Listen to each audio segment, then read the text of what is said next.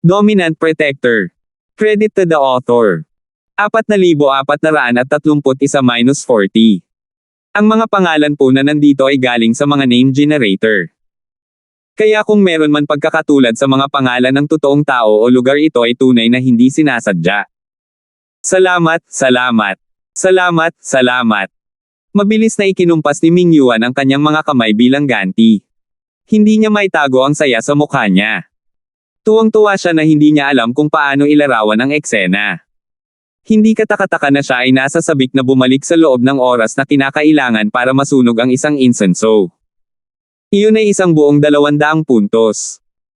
Kahit na manalo sila sa parehong round sa unang round, makakakuha lamang sila ng 160 puntos.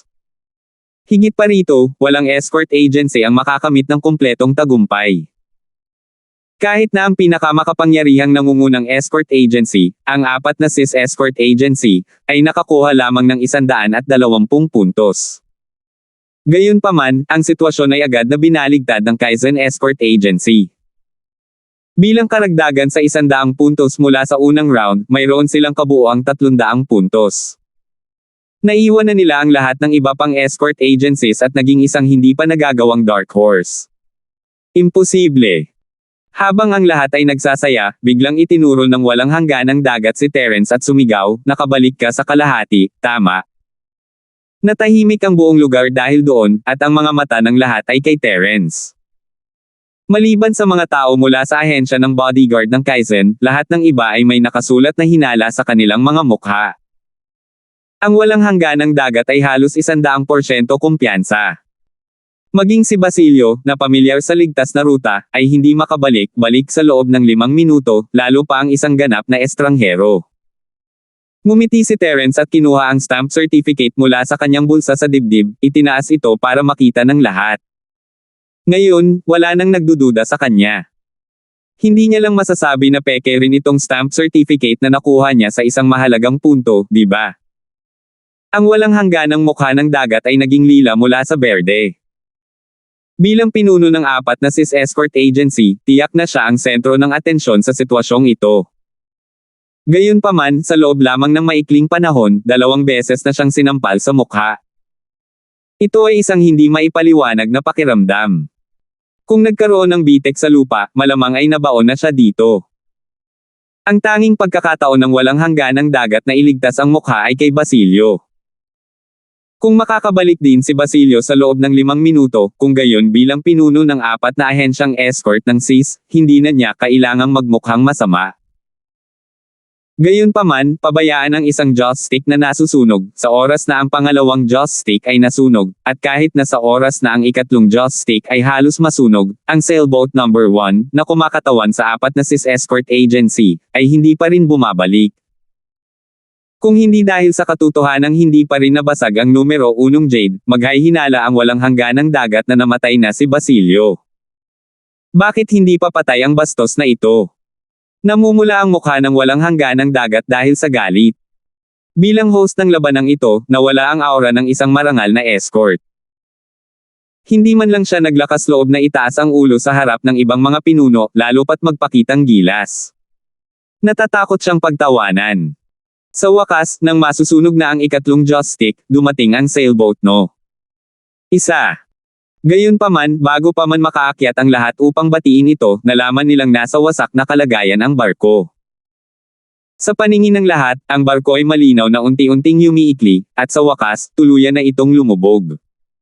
Napatulala ang lahat. Buti na lang at hindi sila kalayuan sa pantalan. Walang pakialam si Basilio sa kanyang malungkot na kalagayan at lumangoy pabalik. Bago makalangoy si Basilio sa dalampasigan, sinipa siya ng furious na walang hangganang dagat sa mukha. Puno ng dugo ang mukha, sinipa siya pabalik sa dagat. Naubos na niya lahat ng lakas niya kaya muntik na siyang malunod. Gustong umiyak ni Basilio ngunit walang lumalabas na luha. Sa kanyang normal na lakas, hindi siya mangangahas na humingi ng oras ng insenso, ngunit maaari siyang bumalik sa loob ng 2 oras ng insenso. Hindi lang saglit nakipag-away siya kay Terence, pero nakatagpo din siya ng pirata. Maswerte siyang nakabalik itong buhay. Sa kabutihang palad, may mga tao mula sa 4 na sis escort agency sa mga pirates na palihim na nagpakawala sa kanya. Noon lamang nagkaroon ng pagkakataon si Basilio na makatakas. Gayunpaman, kahit na, tumama pa rin siya sa isang malaking butas sa barko sa gulat. Ginamit ni Basilio ang lahat ng kanyang lakas upang makabalik na buhay, ngunit nakatanggap pa rin siya ng walang hangganang galit ng dagat. Natapos na ang ikalawang round ng kompetisyon. Sa 32 escort agencies, 30 sa kanilang mga puntos ay hindi nagbago. Napanatili pa rin nila ang kanilang mga puntos mula sa unang round. Tanging ang nangungunang dalawang ay nagkaroon ng ilang mga pagbabago. Sa dalawang round ng kompetisyon, ang Kaizen Escort Agency ay may kabuoang 300 puntos at nauna. Ang 4 na sis Escort Agency ay may kabuoang 170 puntos at pumangalawa. Sa pagtingin sa point leaderboard, ang walang hangganang bituka ng dagat ay naging berde sa panghihinayang. Para sa kapakanan ng ikalawang round na ito, ginamit niya ang lahat ng uri ng mga pamamaraan upang maakit ang lahat na tumango. Akala niya ay magagamit niya ito para makuha ang unang pwesto, ngunit sa halip ay binaril niya ang sarili sa paa. Sa halip, ang Kaizen Escort Agency ay kailangang umupo at tamasahin ang lahat ng kaluwalhatian na nangunguna. Natapos ang unang araw ng escort agency competition sa South Continent. Sunod-sunod na umalis ang mga pangunahing escort agencies para magpagaling at maghanda para sa kompetisyon sa susunod na araw. Maging ito ay sa mga kalye, sa mga inn, o sa mga inn, lahat ng tao sa Demon Cold City ay nagsasalita tungkol sa South Continent Bodyguard Agency event. Sa kanila, ang pinakasikat ay ang ahensya ng bodyguard ng Kaizen na may napakagandang performance. Bagamat ang Kaizen Escort Agency ay isa sa nangungunang 5 escort agency sa huling termino, hindi ito kilala sa buong South Continent Sea area maliban sa Black Sea area dahil sa kawalan nito ng pundasyon. Hindi man lang alam ng maraming tao na isa ito sa nangungunang 5 ahensya ng escort. Gayunpaman, sa pagkakataong ito, ang katanyagan ng Kaizen Escort Agency ay agad na natabunan ang lahat ng iba pang ahensya ng escort, kabilang ang 4 na sis escort agency. Ang katanyagan at atensyon nito ay agad na tumaas.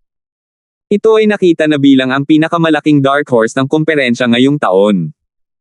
Baka ito pa ang pinakasikat. Para sa anumang ahensya ng bodyguard, ang katanyagan ay kadalasang nangangahulugan ng lakas. Kung mas sikat sila, mas makikilala ang kanilang lakas ng publiko, at natural, mas maraming negosyo ang darating sa kanila. Maging sina Mingyuan at Wenhan, ang mag-ama na ito, ay hindi kailanman naisip na balang araw ay maitatabi ng ahensya ng bodyguard ng Kaizen ang lahat ng iba pang ahensya ng bodyguard at maging sentro ng atensyon ng lahat. Young Hero Ford, malaki ang naiambag mo sa kompetisyon ngayon. Kami, mag-ama, salamat sa ngalan ng buong ahensya ng bodyguard. Sa celebration party ng Kaizen Bodyguard Agency, yumuko sina Mingyuan at Wenhan kay Terence bilang pasasalamat. Masyado kang mabait, Chief.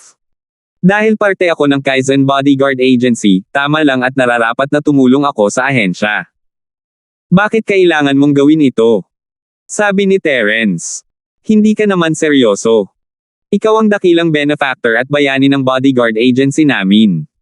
Gaano man kalaki ang pasasalamat namin sa iyo, tama lang. Wala akong dapat bayaran sa iyo, ngunit mangyaring tanggapin ang 100,000 espiritual na jade, batang bayaning Ford. Ito ay isang maliit na token lamang.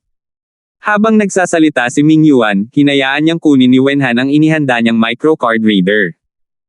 100,000 espiritual na jade. Ang mga nakapaligid na bodyguard ay hindi napigil ang malunok ang kanilang laway nang marinig nila ito. 4,432. Ang mga mata ng mga taong ito ay dilat, at ang kanilang mga mukha ay puno ng inggit. Ito ay maihahambing sa mga resulta ng mga dekada ng pagsusumikap na walang tulog at pahinga. Ano ang ibig sabihin nito?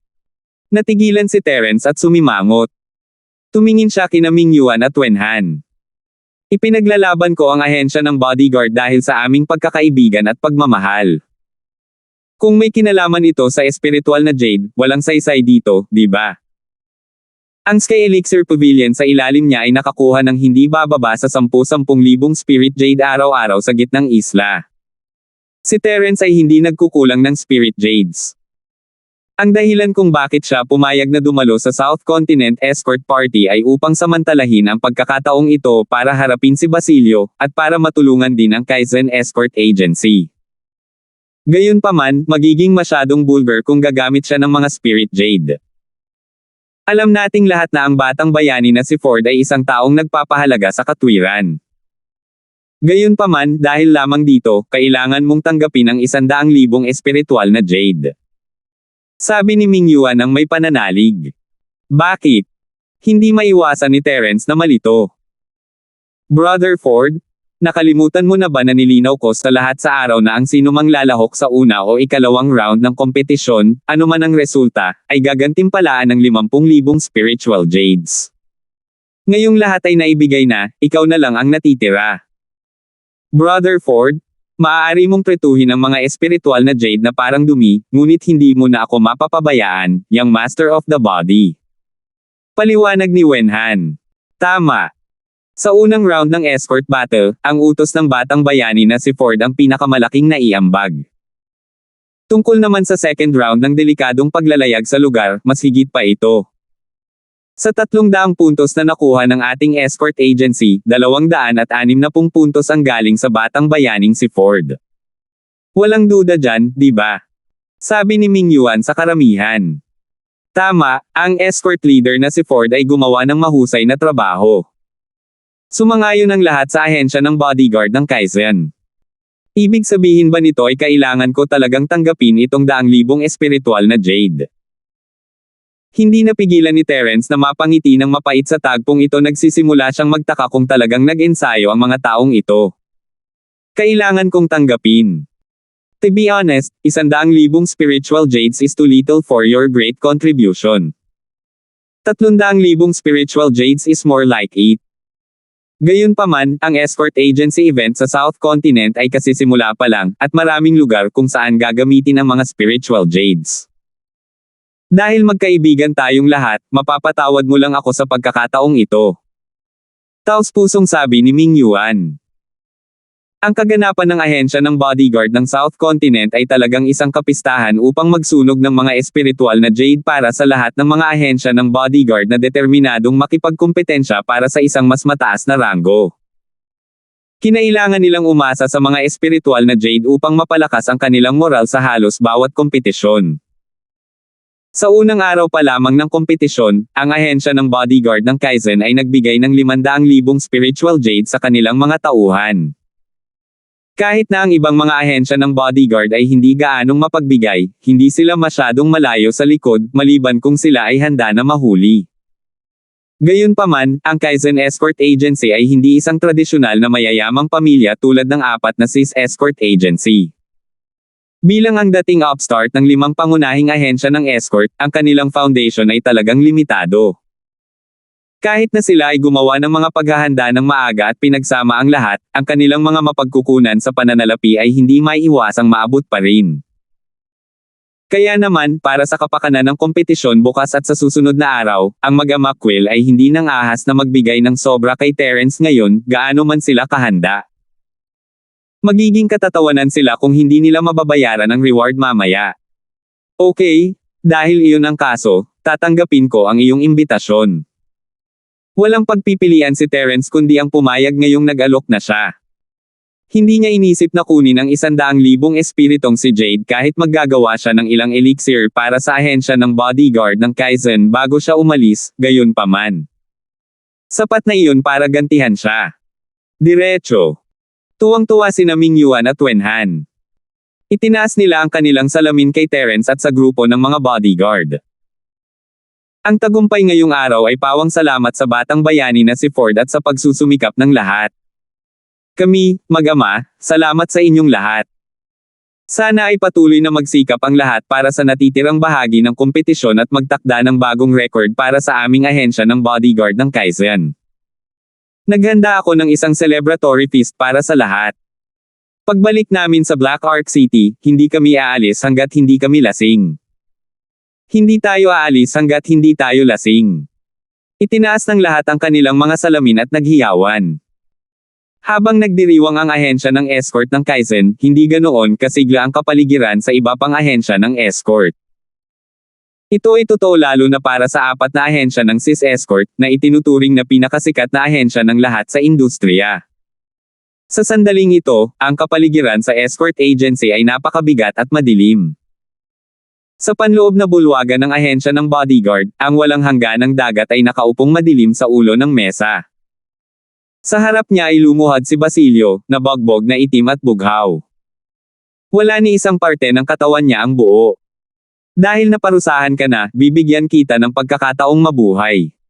Tell me, what happened? Matapos ang mahabang katahimikan, sa wakas ay nagsalita ang walang hangganang dagat, ang kanyang mukha ay kasing itim ng tubig. Oo. Si Basilio ay hindi nang ahas na maging pabaya. Mabilis at takot niyang ipinaliwanag ang buong kompetisyon, mula simula hanggang wakas, nang walang itinatago. Kung tutusin, kung hindi niya makumbinsi ang walang hangganang dagat, kailangan niyang pagbayaran ang kanyang munting buhay. Sinasabi mo bang may kakaiba sa Terence Ford na iyon mula sa ahensya ng bodyguard ng Kaizen? Bumilis ang tibok ng walang hanggan na puso ng dagat. Talagang may kakaiba. Uncle C, alam mo naman na ako lang ang marunong maglakad dito sa Sea Road. Walang ibang nakakaalam. Kung talagang sinusundan ako ng batang yun, not to mention the heavy sea fog, kahit ang pinakamagaling na boatman ay mahihirapan akong sundan. Kahit na sinundan niya ako, paano niya nagawang maiwasan ang pain vortex? It can't be that be lucky, right? Nagmamadaling sabi ni Basilio. Magpatuloy, sabi ni Boundless Sea, malalim ang iniisip. Oo, at pagkatapos noon, noong hinahabol ko siya, bigla niyang pinili ang pinakamahirap na daan. Kahit ako ay hindi kumpiyansa na kaya kong tahakin ito, ngunit nagawa niyang sumugod pabalik sa tagal ng panahon para masunog ang isang insenso. Pinili ko ang mas madaling daanan, ngunit bigla kong nakasalubong ang itinalagang pirata. Uncle C, sa tingin mo ba ay masyadong kakaiba ang bagay na ito? Tumingin si Basilio sa walang hangganang dagat na may sabik na mga mata. Kawili-wili. Ang unang pagkakataon ay swerte, ngunit hindi ito maaaring maging swerte para sa dalawang beses sa isang hilera. Ang mga mata ng walang hangganang dagat ay kumislap. Hinawakan niya ang kanyang baba at sinabing, narinig ko ang mga tao na nagsabi na ang Kaizen Escort Agency ay nakakuha ng 60 puntos sa unang round dahil sa huling minutong utos ng taong ito. Mukhang hindi simpleng karakter ang Terence Ford na ito. Itong lalaking ito ay sunod-sunod na nasira ang mga plano natin. Para maiwasan ang anumang gulo sa hinaharap, Tito C, sa tingin mo ba dapat tayong gumawa ng unang hakbang? Si Basilio ay gumawa ng isang kilos na pumutol sa lalamunan. Ang dahilan kung bakit siya nasa ganong miserableng sitwasyon ay dahil kay Terence. Siyempre, kinasusuklaman niya si Terence. May butas ba sa utak mo? Sinipa siya ng walang hangganang dagat sa mukha. 4,433. Malamig na sumangot ang walang hangganang dagat. Ang ganitong uri ng tao ay dapat ang pangunahing prioridad ng ahensya ng bodyguard ng Kaizen. Kung hahabulin natin siya ngayon, huwag na nating pag-usapan kung magtatagumpay tayo o hindi. Kahit na magtagumpay tayo, magsisimulang maghinala ang lahat sa atin. Nasipa ang sugat ni Basilio, at hindi niya napigil ang sumipsip ng malamig na hangin sa sakit, ngunit ayaw pa rin niya. Pero Tito C, hindi natin siya pwedeng pabayaan ng ganito. Bitawan mo siya. Tumaas ang isang kilay na walang hangganang dagat at sinabi sa hindi mahuhulaan na tono, kahit na ano, hindi maaaring maliitin ang taong ito. Kailangan nating imbestigahan ang background ng taong ito. Iiwan ko ito sa iyo. Tandaan, huwag ipaalam sa ikatlong tao. Oo, gagawin ng subordinate na ito ang utos mo. Tuwang-tuwa si Basilio. Agad niyang tinanggap ang utos sa kabila ng sakit. Dahil ang walang hangganang dagat ay nagbigay sa kanya ng misyon, nangangahulugan ito na ang kanyang munting buhay ay ligtas sa ngayon. Agad naman siyang umalis. Terence Ford. I don't care where you're from. Kapag nandito ka, kahit dragon ka, mag-coil up ka. Kahit tiger ka, hihiga ka. Ang walang hangganang mukha ng dagat ay kumislap na may layuning pumatay. Ang hindi alam ng walang hangganang dagat ay habang pinapaimbestigahan niya si Basilio kay Terence Ford, sa isang inn na hindi kalayuan sa Four Seas Escort Agency, marami sa mga pinuno ng Dragon Boat Escort Agency ang nagngangalit din sa pangalang ito. Terence Ford. Ito si Terence Ford. Ang salarin na pumatay sa anak ko. Kung hindi ko puputulan ang taong ito sa 1,000 piraso, hindi ako tao. Sa silid, isang lalaking may balbas na kulay abo ang balabal na nagngangalit ng kanyang mga ngipin at sinabi. Napakaganda ng aura ng lalaking ito. Siya ang kilalang pinuno ng pangkat ng mersenaryong mata ng lason sa rehiyon ng Black Ark Sea, si Haunan. Sa sandaling ito, may 2 pang lalaki sa silid. Ang lalaki sa kaliwa ay may tuwid na kilay at isang pares ng mga mata ng leopard. Ang kanyang mabangis na hitsura ay hindi malilimutan. Siya ang pinuno ng Longzhou Escort Agency, Kobe. Ang lalaking nakaupo sa kanang bahagi ng Haunan ay may isang pares ng tatsulok na mata ni Yin Yang. Kakaibang berde dilaw na kulay ang kanyang mukha, na nagpakilig sa mga tao. Siya ang misteryosong tagapayo ng militar ng mersenaryong grupo ng Poison Eye, ang numero 1 tao sa ilalim ni Haunan, Wabao. Mula nang magsanib ang Dragon Boat Escort at ang Poison Eye Mercenary Group, naging isa na ang 2 grupo. Ito ay isang nakakatakot na tanawin. Sila ang naging pinakamakapangyarihang puwersa sa lugar ng Black Sea. Natural, ang 3 taong ito ay nagsama-sama at naging nangungunang grupo ng 3 na kumokontrol sa kapalaran ng 2 pamilya. Sa pulong ng ahensya ng escort ng South Continent ngayong taon, agresibong dumating ang Longzhou Escort Agency at pinalitan ang Kaizen Escort Agency upang maging isa sa 5 pinakamalaking ahensya ng escort sa South Continent. Ito ang pinakamababang layunin na itinakda nilang 3 noon. Gayunpaman, pagkatapos lamang ng 2 round, ang layuning ito ay naging isang biro. Dahil kay Terence, nangunguna ang Kaizen Escort Agency na may 300 puntos, na naiwan maging ang 4 na SIS Escort Agency na malayo. Para naman sa escort agency ng Longzhou, bagamat talagang tumaas ang kanilang lakas matapos sumama sa mga elite na sundalo ng Poison Eye Mercenary Group at nakakuha sila ng 70 puntos sa unang round, dark horse pa rin sila sa second round. Sa kasamaang palad, tulad ng iba pang 29 na ahensya ng escort, hindi sila nakakuha ng 1 puntos. Sa loob lamang ng 2 round ng kompetisyon, ang Kaizen Escort Agency ay nagtagumpay sa pag-una sa isang malaking puwang na 210 puntos. Sa sobrang laki ng agwat nito, kung gusto pa niyang palitan ang Kaizen Escort Agency, maaari lang siyang magderaya sa sarili. Naging mabigat ang kapaligiran sa silid sa Dagandong ni Haunan. Bilang pinuno ng Longzhou Escort Agency, mataas ang ambisyon ni Kobe sa pagkakataong ito, ngunit ang Kaizen Escort Agency, o mas tumpak, si Terence, ay nagbuhos sa kanya ng isang balde ng malamig na tubig. Natural, wala siya sa magandang mood. Si Haunan naman ay sinisi si Terence sa pagkamatay ng kanyang anak. Siyempre, alam niya na ang pumatay sa kanyang anak ay isa sa 3 big shot ng Morningstar Academy, si Stella. Gayunpaman, naglakas loob ba siyang hanapin si Stella para ayusin ang score? Siyempre hindi magkakaroon ng lakas ng loob si Haunan na gawin iyon. Sa lakas ng mercenary group ng Poison Eye lang, hindi man lang sila itinuring na hindi magagapi sa lugar ng Black Sea. Sa maraming dagat ng South Continent, hindi man lang sila itinuring na first-class force. Kung lalabanan nila ang higanti ng East Continent tulad ng Morning Stars Academy, hindi ba't nililigawan lang si kamatayan? Sa oras na iyon, ang tanging kahihinatnan ay ang madudurog hanggang sa mamatay ng daliri ng isang tao. Magiging ilang minuto lang. Kaya, hindi lamang si Haunan ay hindi nang ahas na galitin ang makadiyos na madre ni Stone, ngunit hindi rin siya nang ahas na mag-isip tungkol kay Minerva, na siyang direktang disipulo ng banal na madre. Natural, lahat ng puot ay nailipat kay Terence. Si Terence ay hindi mismo ang pumatay kay Kaizen, ngunit nangyari ito dahil sa kanya. Hindi masamang sabihin na siya ang pangunahing salarin, ngunit sino pa ang maaaring patayin ni Haunan? Kung si Terence ay hindi ang vice-presidente ng Hong Chamber of Commerce, at kung hindi siya malapit kay Minerva, ang disipulo ng makadiyos na madre ni Stone, malamang na hindi makakapagpigil si Haunan at nakapaghiganti sa lahat ng bagay.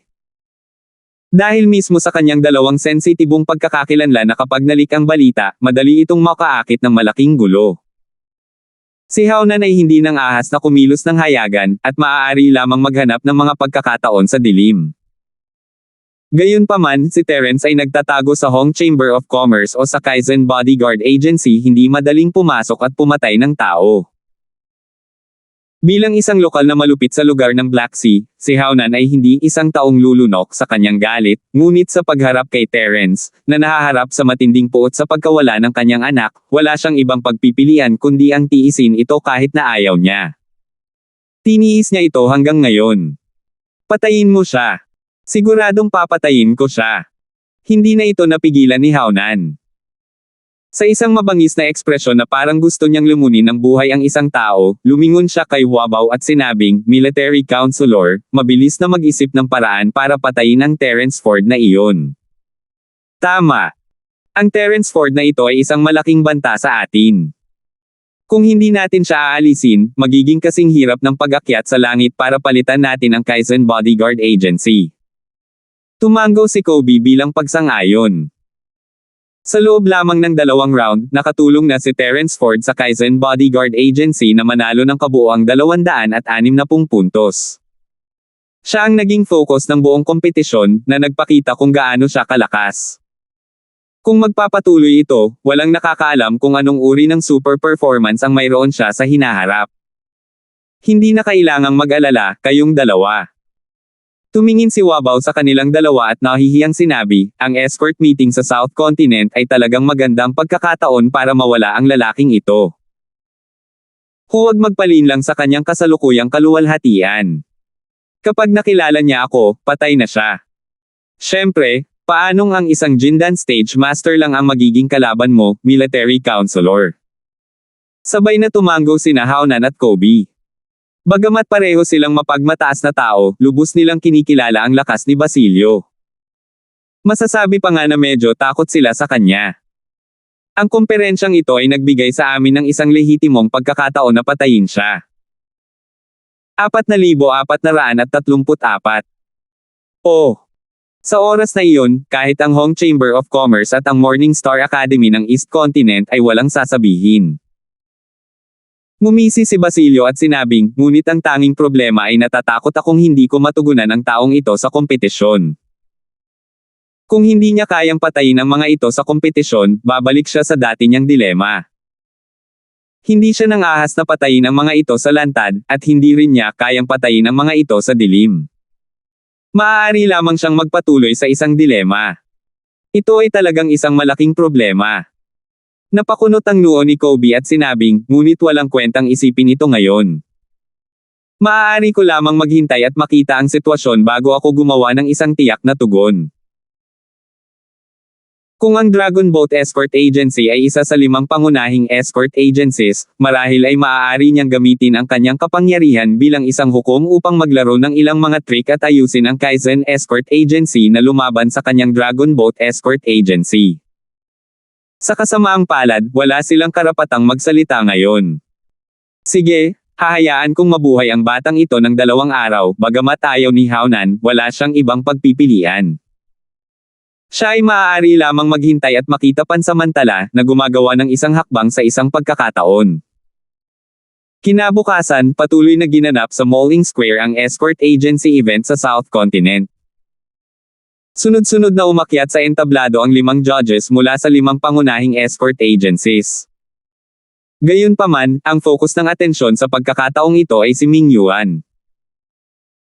Pagkatapos ng lahat, batay sa kasalukuyang mga puntos, ang Kaizen Escort Agency ay nangunguna sa iba at may mataas na tsansa na manalo sa kompetisyon ngayong taon. Kung ikukumpara, ang host, ang walang hangganang dagat, ay hindi kasing lakas ng loob niya noong nakaraang araw. May isang malakas na ayaw na nakatago sa pagitan ng kanyang mga kilay, at siya ay mas pinigilan kaysa dati. Ngayon, i-aanunsyo ko ang 3 round ng kompetisyon. Ito ay ang Bodyguard Loyalty Test. Inihayag ng walang hangganang dagat. Isang pagsubok ng katapatan. Nataranta ang lahat at nagsimulang mag-usap sa kanilang mga sarili. Marami sa kanila ang pamilyar sa mga kaganapan ng escort agency sa South Continent. Ang ilan sa kanila ay naroon ng ilang taon. Ang mga kaganapan sa nakaraang dalawang round, kung ito ay pakikitungo sa pagnanakaw o paglalayag sa mga mapanganib na lugar, ay bago, ngunit sa asensya, ang mga ito ay mga bagong bote ng lumang alak. Ang mga katulad na kaganapan ay ginanap sa mga nakaraang kaganapan, kaya hindi nila ito nakitang kakaiba. Gayunpaman, ang pagsusulit ng katapatan ng bodyguard na ito ay isang ganap na bagong kompetisyon na hindi pa niya narinig noon. Ang round na ito ng kompetisyon ay hindi nangangailangan ng lahat na lumaban, at hindi rin ito nangangailangan ng lahat na makipagsapalaran. Napakasimple lang ng mga kalahok. Ang kailangan lang nilang gawin ay tumango. Siyempre, maaari din nilang piliin na huwag tumango.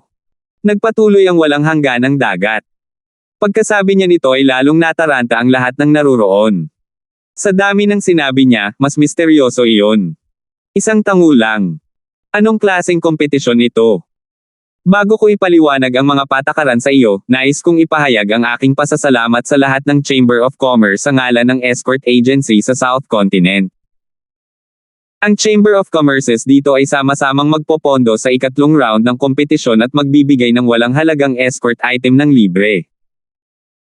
Ang walang hangganang dagat ay itinakip ang kanyang mga kamay patungo sa mga kinatawan.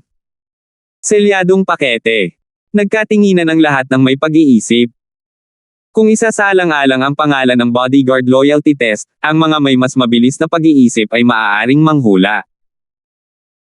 As we all know, marami sa mga bagay na ipinagkatiwala sa isang bodyguard agency, lalo na ang mga mahahalagang kalakal ng Chamber of Commerce, ay madalas na hindi mabibili ng salapi. Kung ang bodyguard na namamahala sa escort ay may makasariling motibo, maaaring siya ay maging gaaman at kunin ang mga kalakal para sa kanyang sarili. Naniniwala ako na lahat ng tao ay narinig ang ganitong uri ng bagay, tama?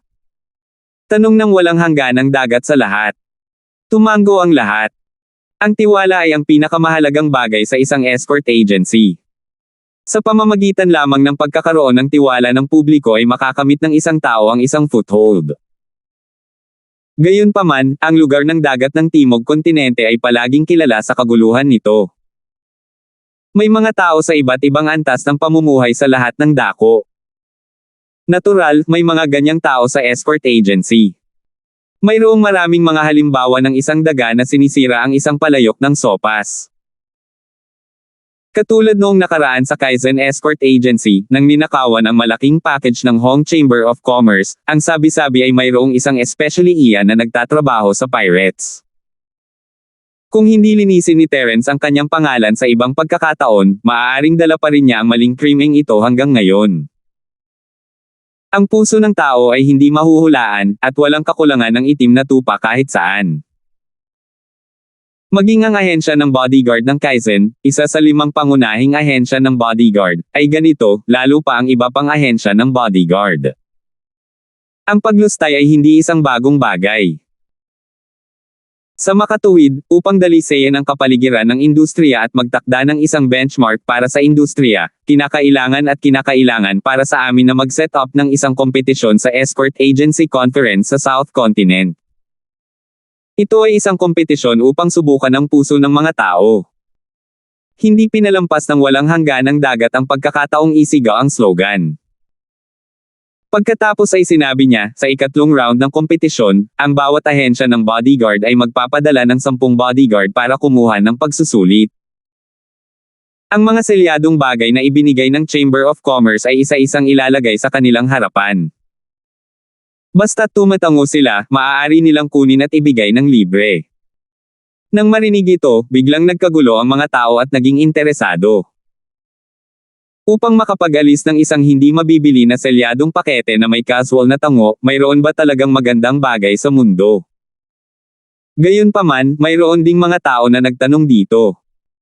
Ang tinatawag na kompetisyon na ito ay isang palabas lamang sa harap ng lahat. Kahit na ang mga kalahok ay maaaring kumuha ng selyadong pakete ng libre, sa lahat ng mga ahensya ng escort na nanunood sa kanila mula sa likod, sino ang maglalakas loob na gawin iyon? Kung kinuha nila ang selyadong pakete, wala itong pinagkaiba sa pagsira sa reputasyon ng sarili nilang bodyguard agency. Ang susunod na mangyayari ay halata. Gaano man nila ito tingnan, mas mahalaga ang kanilang buhay kaysa sa selyadong pakete. Lahat sila ay matalinong tao, hindi tanga. Ay dadagdag ko na pagkatapos kunin ng mga kalahok ang selyadong pakete, hindi na dapat ituloy ng ahensyang kinabibilangan nila ang usapin. Ito ang magkasanib na pangako ng 5 pinakamalaking escort agency sa South Continent.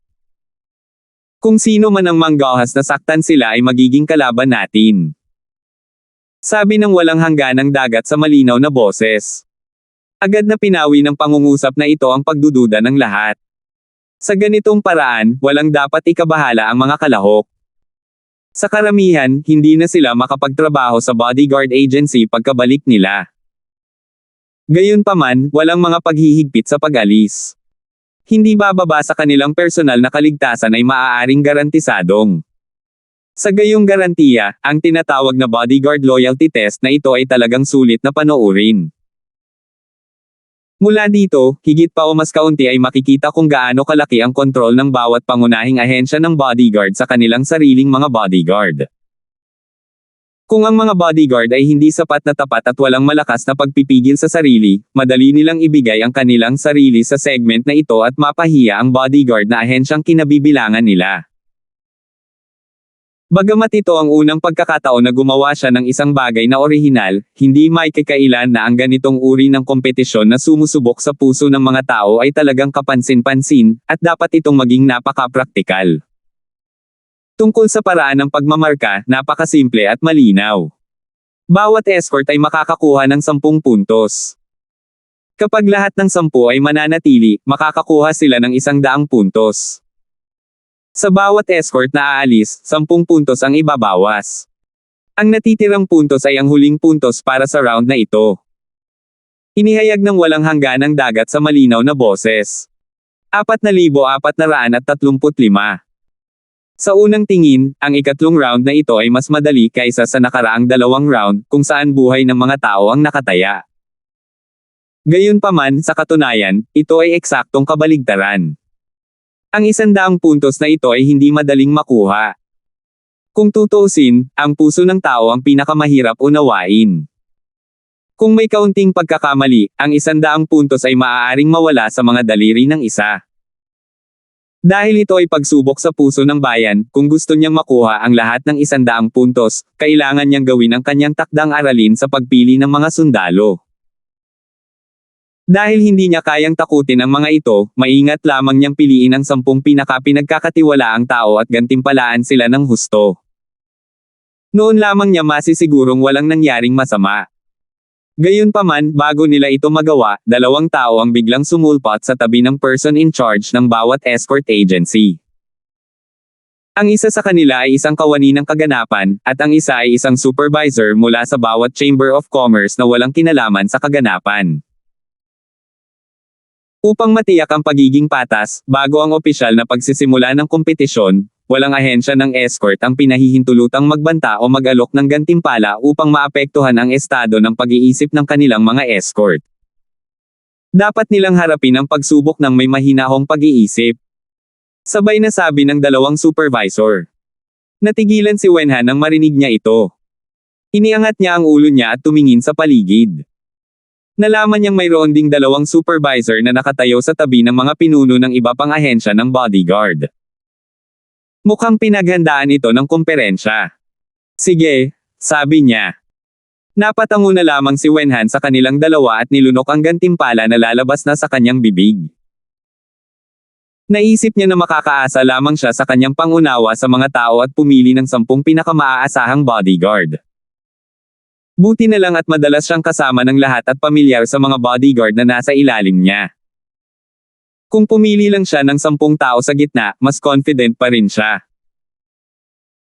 Gayunpaman, bago magsimula si Wenhan, biglang sinabi ng 2 supervisor, upang maipakita ang sitwasyon ng bawat ahensya ng bodyguard, lahat ng kalahok sa round na ito ng kompetisyon ay dapat na random na mapili. Ha? Paanong random ito? Natigilan si Wenhan. Ito ay napakasimple. Magbibigay ka ng listahan ng escort. Mula sa listahang ito, tanggalin ang lahat ng escort leaders, deputy escort leaders, at ang mga kamag-anak ng escort leaders. Kaming 2 ay random na pipili ng 10 tao mula sa mga natitirang escort. Paliwanag ng 2 inspector. Ang escort leader, ang assistant escort leader, at ang kanilang mga kamag-anak ay pawang malapit na nauugnay sa escort agency. Siguradong hindi sila matutokso na umakyat sa entablado. Kung sila ay papayagang umakyat sa entablado, ang kompetisyong ito na espesyal na idinisenyo upang subukan ang kanilang katapatan ay magiging walang kabuluhan. Hindi nito makikita ang totoong sitwasyon ng escort agency. Pagkatapos ng lahat, ilang beses ng personal na pumunta sa isang escort mission ang pinuno ng escort.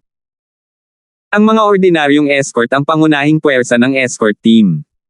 Sila lang ang nakatiis sa pagsubok, ibig sabihin ay kaya ng escort agency.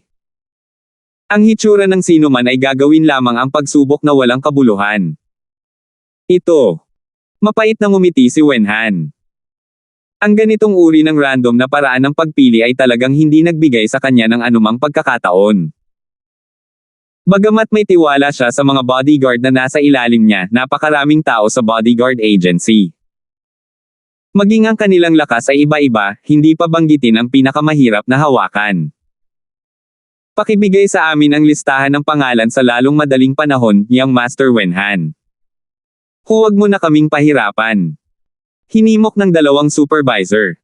Sige, ibibigay ko na sayo. Walang magawang tumango si Wenhan. Nai-fill in lang niya sa form ang pangalan ng mga bodyguard niya sa harap nilang dalawa. Ang tinatawag na bodyguard loyalty test ay ang una sa kasaysayan. Hindi pa siya nakatagpo ng ganoong kompetisyon. Higit pa rito, ang mga patakaran ay nakontrol ng mahusay na hindi siya makaisip ng anumang mga butas upang pagsamantalahan.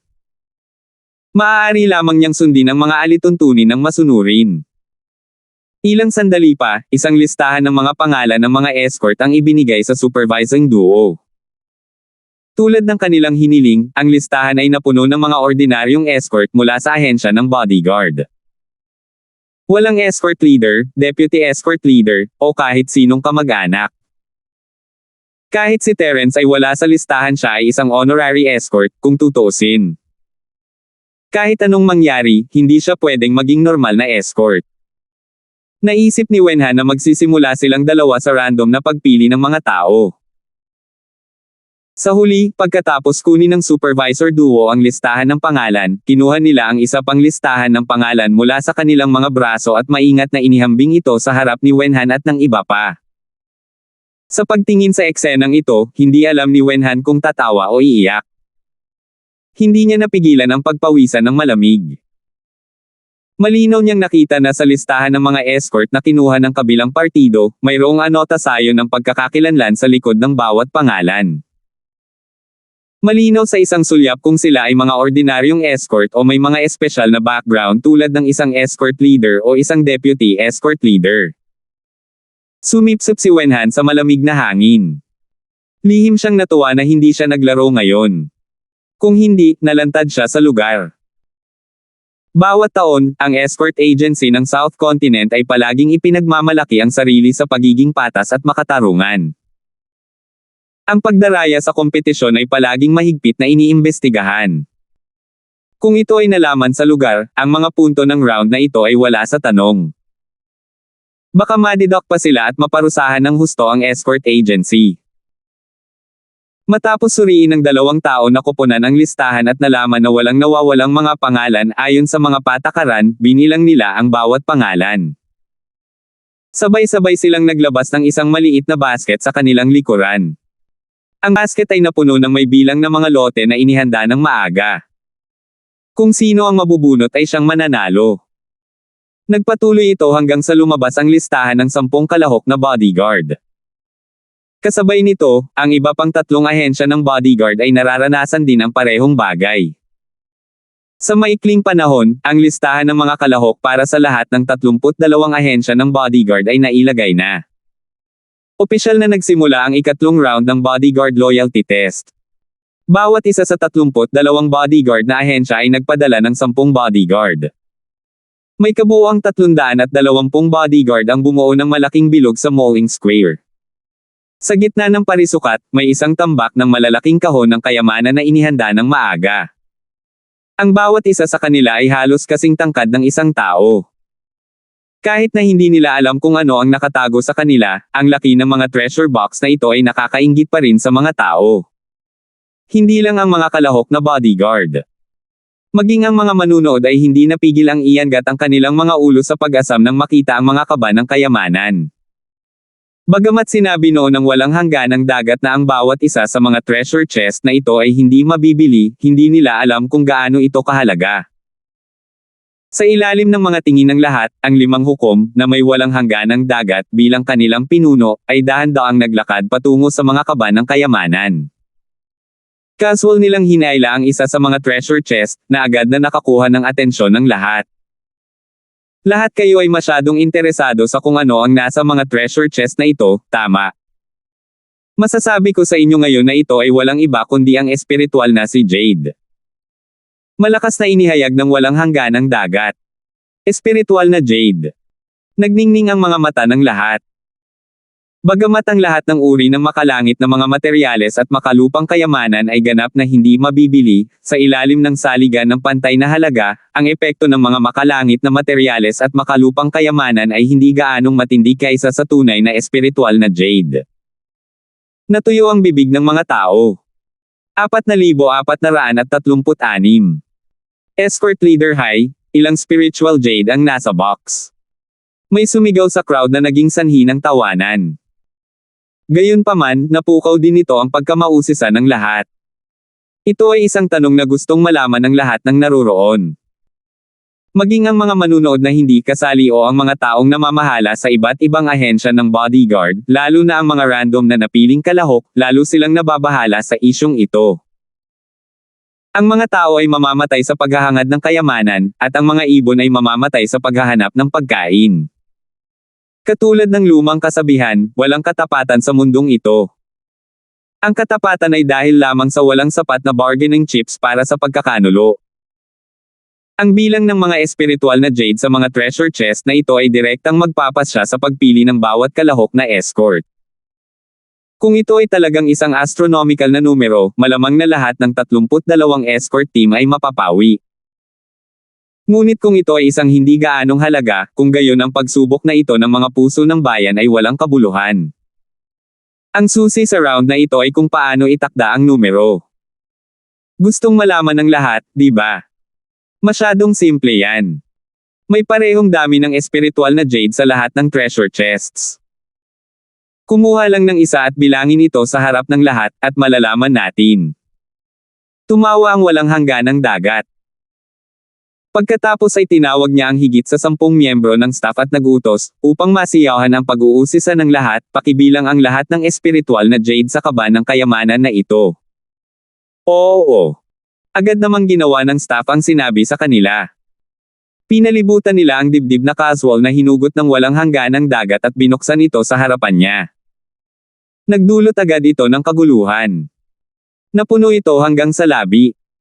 Talagang napuno ito ng mga espiritual na Jade.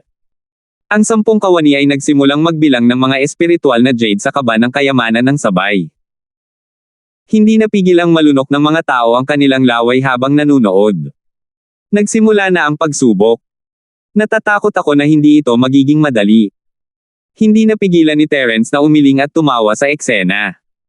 Ang pagbibilang ng mga espiritual na Jade sa harap ng lahat ay tila hindi kakaiba, ngunit nagkaroon ito ng walang kapantay na epekto sa lahat ng naroroon, lalo na sa mga kalahok na bodyguard.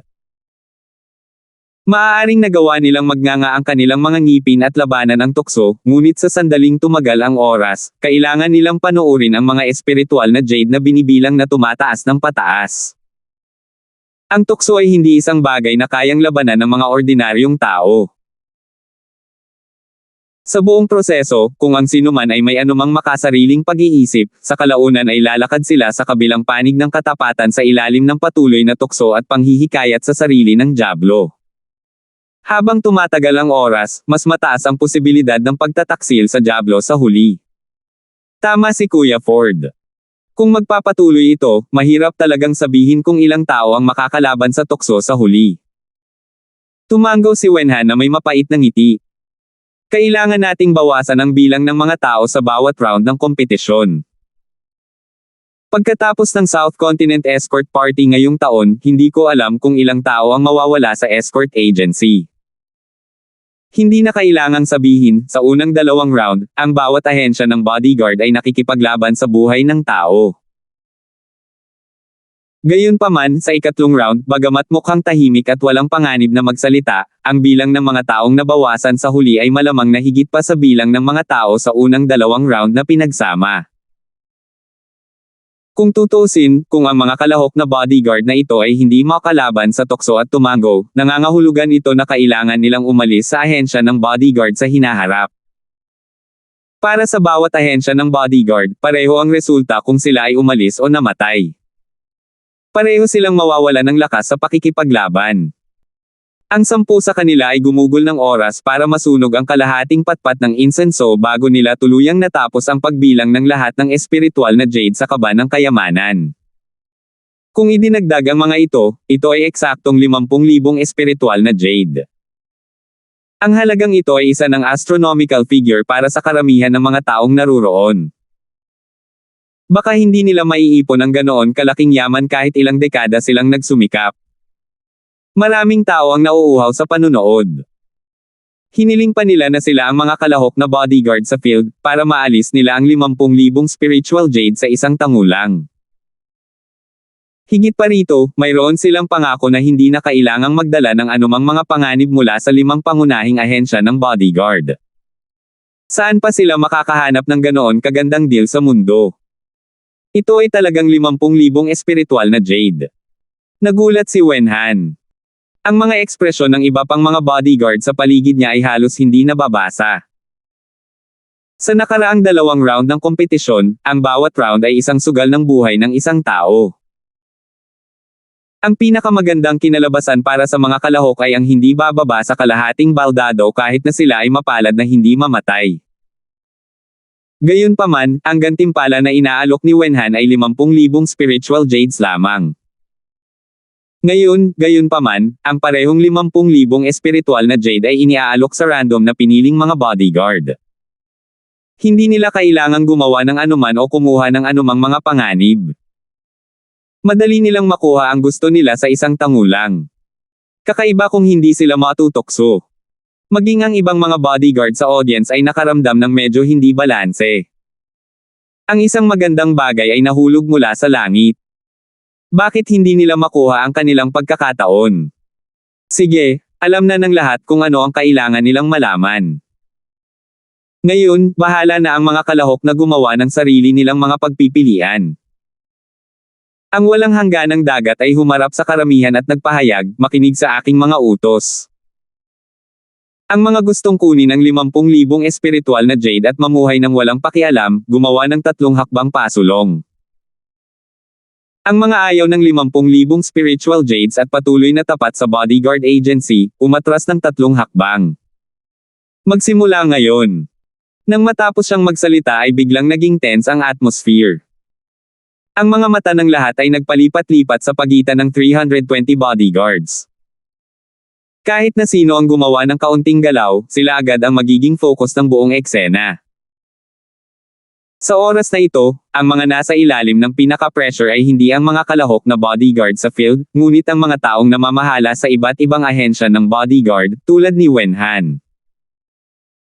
Pagkatapos ng lahat, kapag nahaharap sa 50,000 espiritual na jade, ang kalahok na escort ay kailangan lamang na isaalang-alang ang kanilang mga personal na pakinabang at pagkalugi kung kinuha nila ito o hindi. Kailangan lang nilang timbangin kung ang 50,000 spiritual jades ay nagkakahalaga ng pagtataksil sa escort agency at gumawa ng desisyon ng naaayon.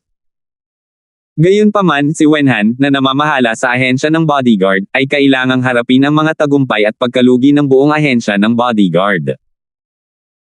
Kung maganda ang performance nila sa round na ito, ayos lang kung hindi na lang maraming bodyguard ang umalis.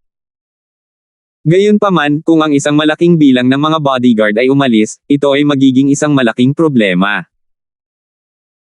Sa oras na iyon, ang krisis na kanilang kakaharapin ay hindi lamang ang pagbabawas ng lakas ng labanan, ngunit ang reputasyon ng buong ahensya ng bodyguard ay maaapektuhan din ng husto.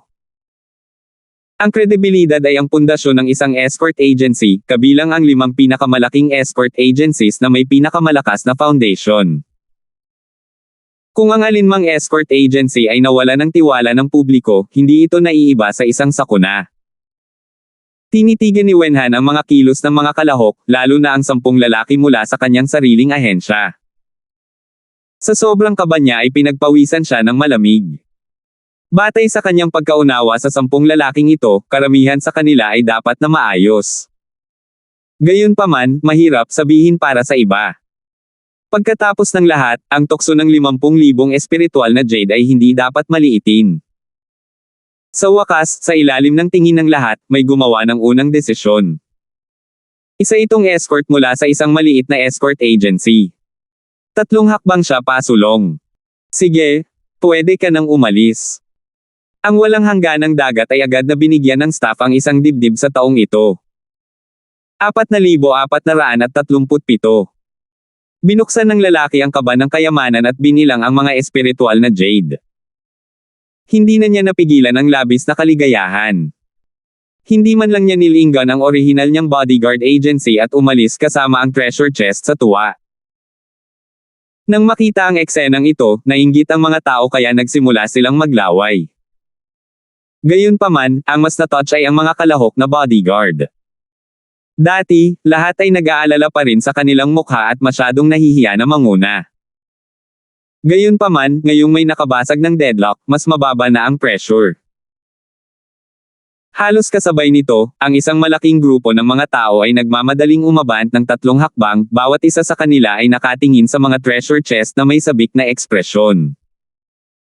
Ang pakiramdam na ito ay para silang natatakot na ang mga kaba ng kayamanan ay hindi magiging sapat para sa napakaraming tao kung sila ay maiiwan. Ang gayong sabik na pagtatanghal ay agad na nagdulot ng kaguluhan sa karamihan. 32 ahensya ng bodyguard, at ilan sa kanila ay ganap na nolipol. 10 sa mga bodyguard ang lahat ay nagkanulo. Ang mga ekspresyon ng mga taong namamahala sa mga ahensya ng bodyguard ay kasing putla ng patay na mga magulang. Lahat sila ay nilipol. Ang reputasyon na pinaghirapan ng escort agency na itayo ay tuluyang nasira. Ang mga taong namamahala sa iba't ibang Chamber of Commerce na nanunood ng lahat ng ito mula sa gilid ay pawang naglagay ng mga escort agencies na ito sa blacklist. Ano man ang nangyari sa nakaraan, at least from now on, siguradong hindi na sila maglalakas loob na makipagtulungan sa mga escort agencies na ito. Sa loob ng maikling panahon, mahigit kalahati ng 320 kalahok na bodyguard ang umalis. Kahit na ang natitirang mga tao ay hindi naman tapat. Marami sa kanila ay nag-aalangan pa rin sa pagitan ng 50,000 espiritual na jade at kanilang katapatan. Hindi lang sila makapagpasya sa ngayon. Pagkaraan ng ilang sandali, isa pang grupo ng mga tao ang sa wakas ay humakbang pasulong pagkatapos ng ilang pakikibaka. Itong 3 bastos. Tiningnan ni Wenhan ang 3 bodyguard mula sa kanyang sariling bodyguard agency. Napatingin siya sa walang hiya nilang gawin na hawak ang treasure chest. Sa sobrang galit niya ay nagngangalit siya. Sobrang pangit ng ekspresyon niya. Gusto niyang sumugod at tadyakan hanggang mamatay ang mga walang utang na loob.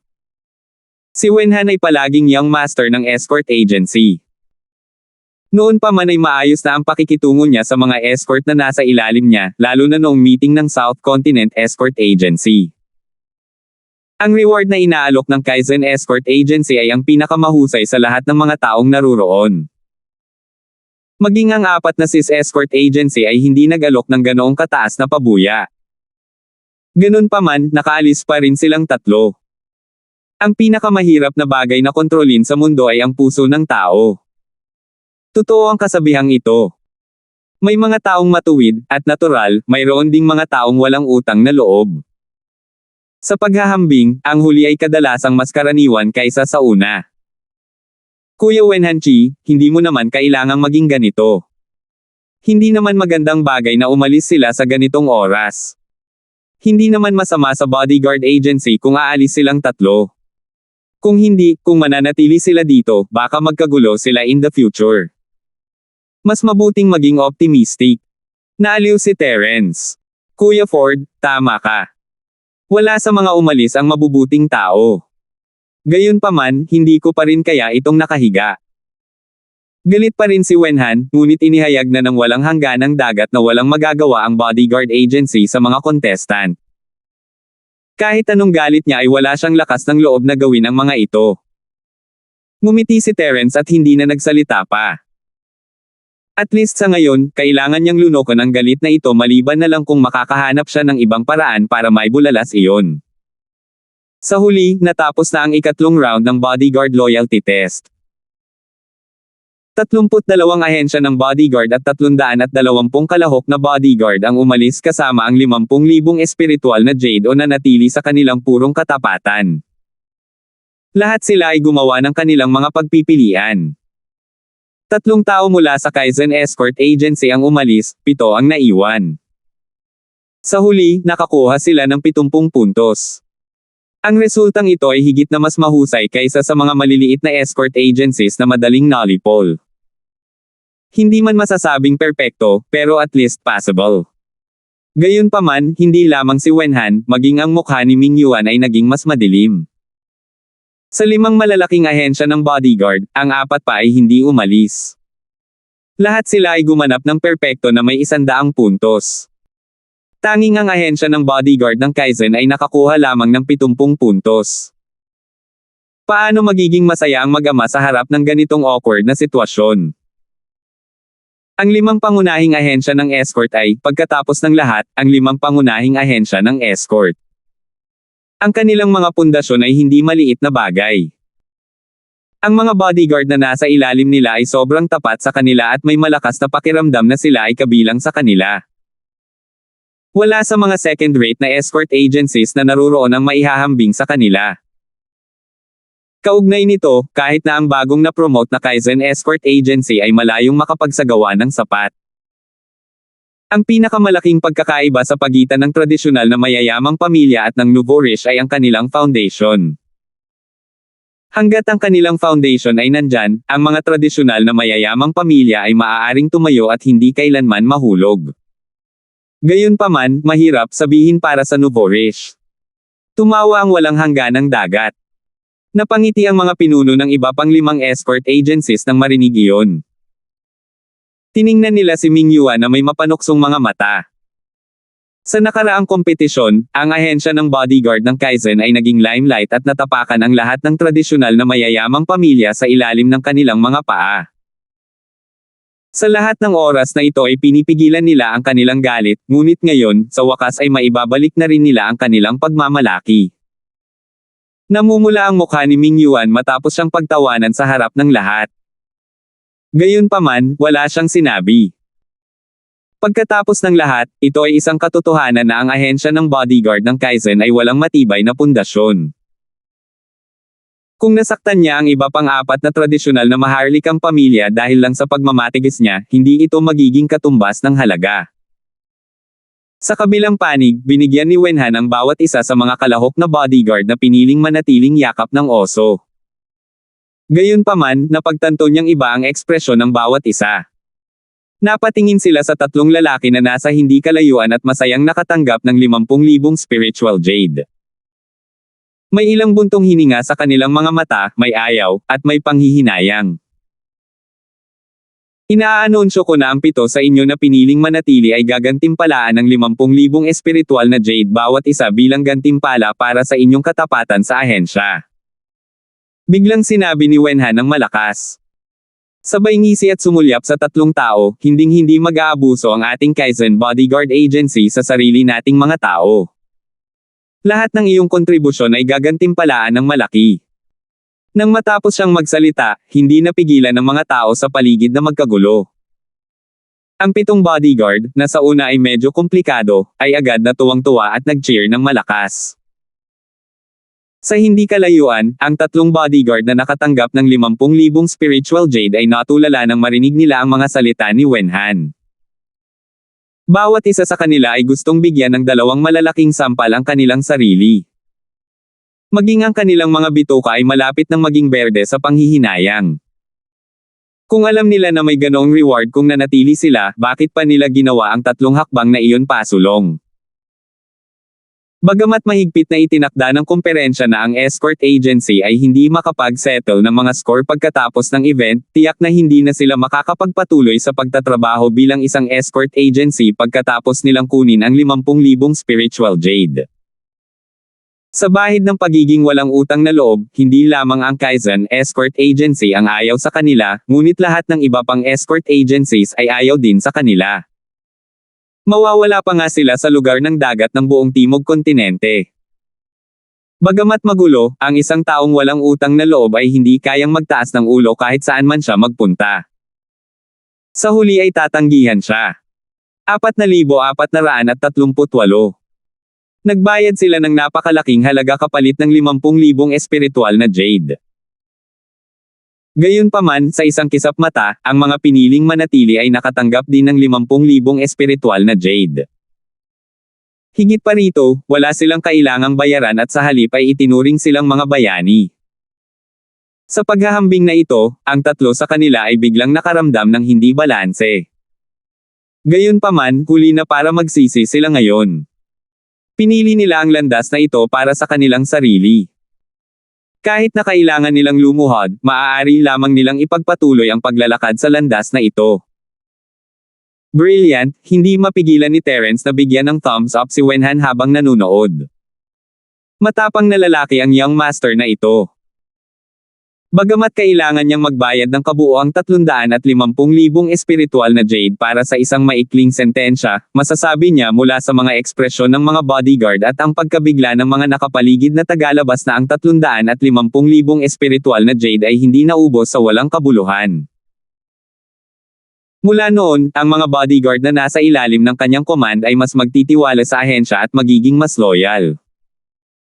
Sa sandaling kumalat ang bagay na ito, malalaman ng labas ng mundo na ang ahensya ng bodyguard ng Kaizen ay tinatrato ng mabuti ang kanilang mga nasasakupan at napakatapang. Ano ang dapat ipag-alala noong ipinagkatiwala nila ang mga kalakal sa naturang bodyguard agency?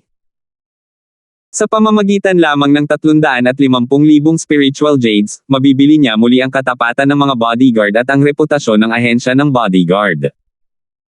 Magagawa niyang pawiin ang anino ng pagkatalo nitong round. Kahit anong tingin niya rito, hindi ito masamang pakikitungo. Marahil nang sabihin ni Wenhan ang mga salitang ito, nagalit lang siya. Ngunit sa hinaharap, malalaman niya kung gaano siya katalino at katalinuhan na gumawa ng desisyon ngayon. Mula sa malayo, nakita ni Ming Yuan ang eksenang ito. Hindi lang niya sinisi si Wenhan sa pag-arte niya mag-isa, pero masaya rin siyang tumawa. Sa tabi niya, ang walang hangganang dagat at ang iba pang ekspresyon ay nagbago. Ang pagmamalaki na naramdaman nila sa pagbabalik sa kanya ay agad na nawala. Natapos na ang 3 round ng kompetisyon. Kahit na ang Kaizen Escort Agency ay dumanas ng maliit na pag-urong, hindi ito nakaapekto sa pangkalahatang sitwasyon. Nanguna pa rin sila sa ranking na may mataas na marka na 370 puntos. Sa kabilang banda, may 270 puntos ang 4 na SIS Escort Agency at nasa pangalawang pwesto pa rin. Tulad ng para sa iba pang mga ahensya ng escort, sila ay hindi gaanong banta sa Kaizen Escort Agency. Ang ika-4 na round ng kompetisyon ay ang pagtatago ng mga paninda sa panganib. Sabi nga sa kasabihan, mababasa ang sapatos ng isang tao kung tatahakin ito sa tabi ng ilog. Sa paglalakbay, lahat ay makakatagpo ng lahat ng uri ng hindi inaasahang panganib. Gayunpaman, anuman ang sitwasyon, ang pagprotekta sa mga kalakal ay ang pinakamahalagang bagay. Kapag nahaharap sa isang makapangyarihang magnanakaw, kung alam mong may lakas kang manalo, ang unang bagay na maaari mong gawin ay upang manalo. Mga kalakal upang hindi ito mahanap ng kabilang partido.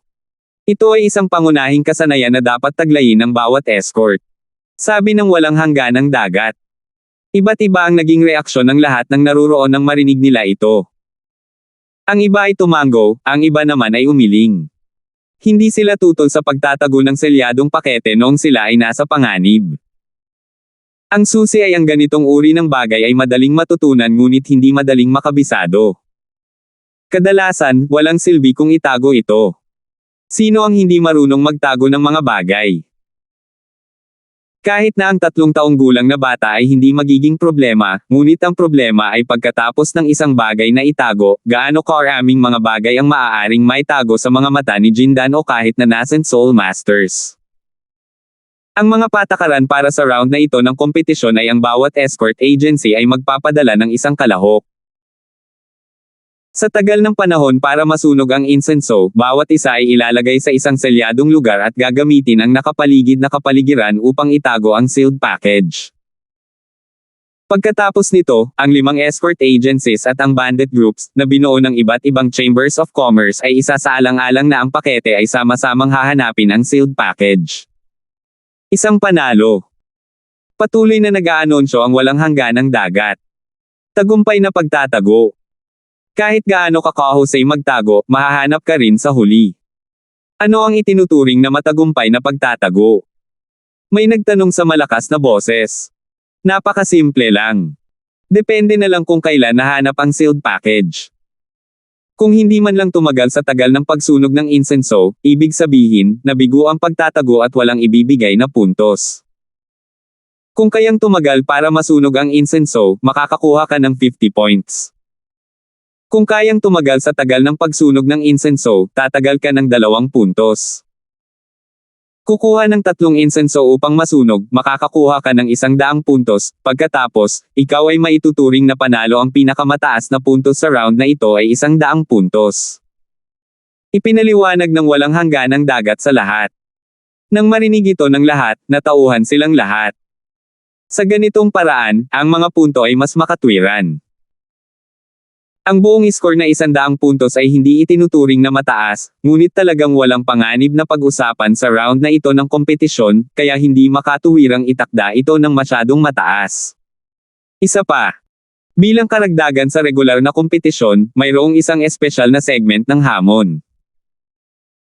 Anumang escort agency na nakakuha ng buong 100 puntos pagkatapos ng 3 incense sticks worth of time at gustong makakuha ng mas mataas na marka ay maaaring tumanggap ng karagdagang hamon. Iyon ay ang pagtanggap ng search bet mula sa alinmang escort agency. Biglang sabi ng walang hangganang dagat. Naghahanap ng taya. Hindi napigilan ng mga tao na tumangala saglit bago biglang naging interesado. Dahil mayroong salitang pagsusugal dito, malamang na mas kapana-panabik ito. Tama. Ang magkabilang panig ay maglalagay ng taya na 100 puntos. Ang takdang panahon ay 2 stick-ong insenso. Kung ang selyadong pakete ay natagpuan, ang 100 puntos na dati nang nakuha ng escort agency ay pag-aari ng challenger. Kung hindi ito matagpuan, pagkatapos ay makakatanggap sila ng karagdagang 100 puntos mula sa challenger. Sa madaling salita, makakatanggap sila ng kabuoang 200 puntos sa round na ito. Sabi ng walang hangganang dagat. Sa sandaling iyon, nagliwanag ang mga mata ng mga namamahala sa escort agency. Walang alinlangan, ang huling tuntunin ang susi sa round na ito ng kompetisyon.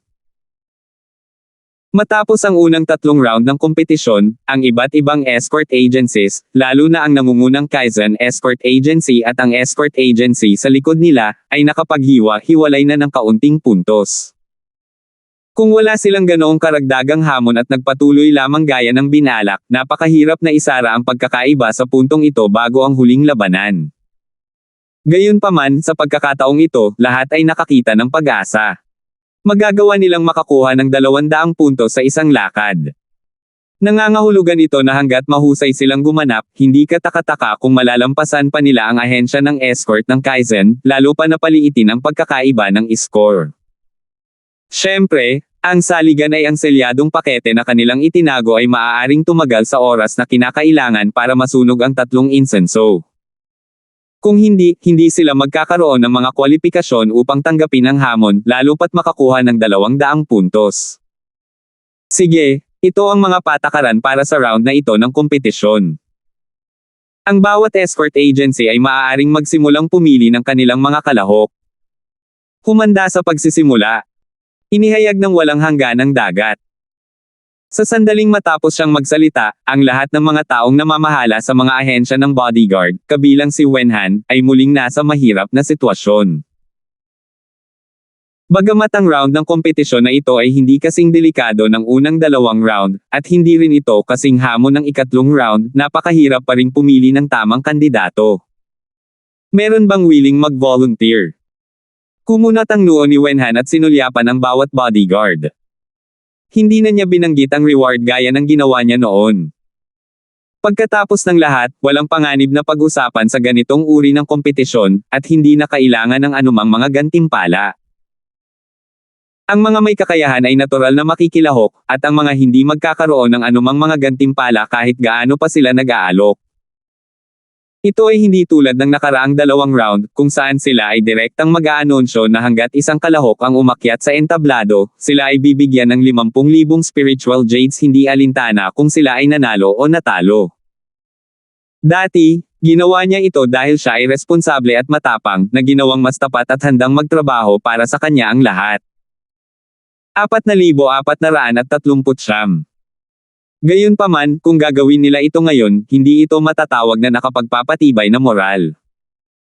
Sa halip, ito ay isang tipikal na halimbawa ng isang hanggal na tao na may maraming espiritual na jade. Sa karamihan, sila ay susuriin lamang bilang isang wastrel sa lumang pamilyang Chi. Nagkatinginan ang grupo ng mga bodyguard, ngunit walang nang ahas na humakbang. Ito ay hindi ganap na dahil sa walang gantimpala, ngunit dahil sila ay natatakot na mapahiya ang ahensya ng bodyguard. Ang hirap ng pagtatago ng selyadong pakete at pagkuha ng pagsusulit ng mga magnanakaw ay hindi maliit. Kung ang isang tao ay walang matataas na natamo sa lugar na ito at kulang sa mga kasanayan, pabayaan ang 3 incense sticks time, ang isa ay maaaring hindi na makatagal sa 1 oras ng incense stick. Sa oras na iyon, hindi lamang ang mga kalahok na bodyguard ay hindi makakapagambag, ngunit sila rin ay mapapahiya. Ito ay hindi lamang isang bagay ng pagkawala ng mukha, ito ay makakaapekto rin sa kanilang posisyon sa ahensya ng bodyguard sa hinaharap. Kung wala silang sapat na tiwala, sino ang maglalakas loob na makipagsapalaran? Paano ito? Hanggat matagumpay na naitago ng taong papasok sa ring ang bagay at nagtitiyaga para sa oras na kailangan para masunog ang isang insenso, gagantimpalaan siya ng escort agency ng 50,000 spiritual jades. Walang pagpipilian si Wenhan kundi mag-alok ng reward na 50,000 spiritual jades gaya ng dati. Hiningi lang niya ang oras na kailangan para masunog ang isang insenso. Ito ang pinakahuling linya at hindi itinuturing na mataas. Gayunpaman, kahit na ganoon, nagkatinginan pa rin ang grupo ng mga bodyguard, at walang nang ahas na humakbang pasulong. Hindi naman sa ayaw nila ang 50,000 espiritual na jade. Sa katunayan, handa silang ipagsapalaran ang kanilang buhay para sa 50,000 espiritual na jade. Gayunpaman, ang problema ay na ito ay hindi lamang isang bagay ng panganib ng buhay ng isang tao upang itago ang pagkilala. Ito ay nakasalalay sa kakayahan ng isa. Kung wala ang kasanayang iyon, gaano man kataas ang kamalayan ng isang tao, gaano man kahirap ang pagsisikap ng isang tao, magiging walang kabuluhan ang lahat. Kung maaari kang tumagal ng higit sa 1 oras ng insenso, magdadagdag ako ng isa pang 30,000 espiritu jade para sa bawat karagdagang oras ng insenso na iyong ginugugol. Tiningnan ni Wenhan ang eksenang ito at hindi maiwasang makaramdam ng kaunting pagkabalisa. No matter what, hindi naman pwedeng walang mag-aaway, diba? Biglang bumigat ang paghinga ng lahat. Kung iyon ang kaso, kung maaari silang tumagal sa oras na kailangan para masunog ang 3 insenso, sila ay gagantimpalaan ng 110,000 espiritual na jade. Iyon ay isang astronomical figure. Gayunpaman, kahit naglalaway na ang lahat, walang nang ahas na humakbang pasulong. Sa round na ito ng Hidden Tribute Competition, palaging may magigiting na lalaki sa ilalim ng mabibigat na pabuya. Ang discarding ito na palaging sinubukan at nasubak ay biglang nawala ang epekto nito. Gaano man kaakit-akit ang gantimpala, kung hindi ka man lang makatagal sa panahon ng insenso, ano ang silbi ng pagpunta sa entablado? Hindi ba nakakahiya? Si Wenhan ay ganap na walang magawa ngayon. Kung hindi niya talaga kaya, makakagat lang siya ng bala at gawin ito sa sarili niya. Gayunpaman, bagamat siya ang young master ng bodyguard agency, wala siyang gaanong karanasan sa pagiging escort. Wala rin siyang talent sa pagtatago ng mga bagay-bagay. Wala talaga siyang ideya kung gaano niya kayang itago ang mga bagay-bagay. Nadama ni Wenhan na kung talagang kailangan niyang pumunta, mayroong hindi bababa sa 80% na pagkakataon na hindi siya magtatagal sa oras na kailangan para masunog ang isang insenso. Sa oras na iyon, hindi siya makakakuha ng isang puntos at makakakuha lamang ng isang malaking itlog ng pato. Bakit hindi mo ako hayaang subukan? Biglang nagsalita si Terence. Kuya Ford, may tiwala ka ba? Umangat ang diwa ni Wenhan na para bang natagpuan niya ang huling dayami upang iligtas ang kanyang buhay. Ang mga mata ng lahat ay nahulog kay Terence. Dapat okay lang. Bahagyang ngumiti si Terence. Mabuti naman, magkampi tayo, kaya hindi ka namin ituturing na outsider. Ipauubaya ko sa iyo itong round ng kompetisyon, Kuya Ford. Tuwang-tuwa si Wenhan at ginawa ang kanyang desisyon ng walang pag-aalinlangan. Nagulat ang iba, ngunit hindi siya tinanong. Pagkatapos ng lahat, ang mahimalang pagganap ni Terence sa unang dalawang round ay nagpakita na ang honorary escort leader na ito ay medyo bagay.